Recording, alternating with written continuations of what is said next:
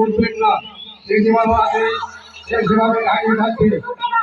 এটা নিজের জীবন বিপন্ন করার খেলা। সেই খেলাটা থেকে কেউ ফাঁক দিয়ে পালাবেন না। এটা মানুষের একটা লক্ষ্য আমার জীবন বিপন্ন করে রাজু ভাইরা খেলা দেখাচ্ছে।